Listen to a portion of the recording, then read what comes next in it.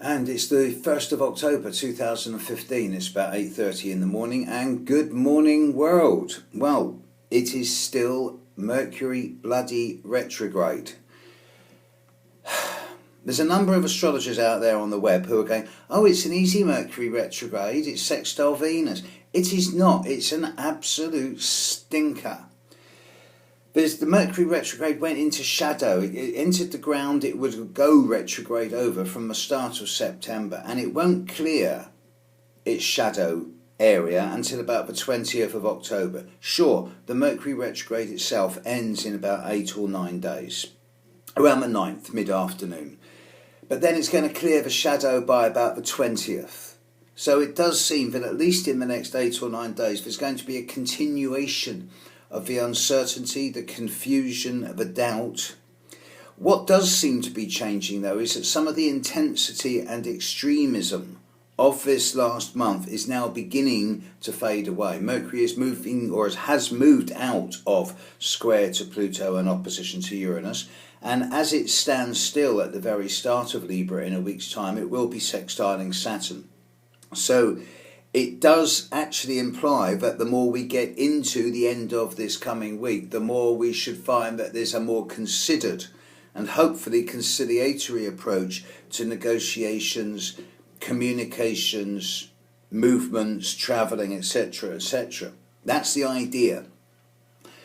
But I won't be happy until we're out of the Mercury retrograde shadow, which won't be till the 20th of this month. And I'm advising a lot of clients at the moment that there's no way that they're going to be able to make informed, objective, detached and impersonal assessments of the last couple of months until after the 20th of October, when Mercury is clear of its own shadow.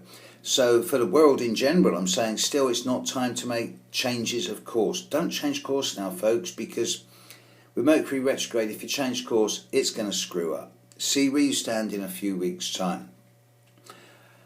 And today, I mean, the start of the month, okay, all the videos are up. I had some trouble yesterday with the conversion between Mac and PC, and I may appear to be quite technologically talented. I assure you I'm not. I'm a bit of a technophobe in certain ways. Still, it seems to be working. I note that Pluto is leaving 12 degrees today and moving into 13 degrees of Capricorn. It's now officially 40% of the way through Capricorn. So it's moving quite fast.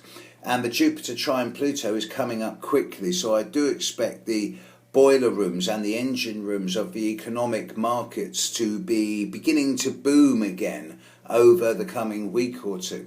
It's going to be a void moon today from about 4 hours from now, from about 1 p.m. UK time through to about 9 p.m. UK time. The moon is going to be at the end of Taurus, and it's going to be void, so there's not going to be a great deal of major shifting or change today. There's going to be a lot of posturing. And I note that with a lot of planets in Virgo, or at least Mars and Jupiter in Virgo at the moment, and with Venus coming in about 8 or 9 days' time as well, we're going to see gradually as October evolves more and more of an emphasis on things like the environment and words like nurturing and health. And I'm fortunate enough to live in a country where we have a free national health service, allegedly, where healthcare can be free at the point of demand to whoever needs it, and that includes tourists and people not from this country. So I'm quite privileged to live in a country that has those freedoms. However, it's one thing that's really getting my goat at the moment.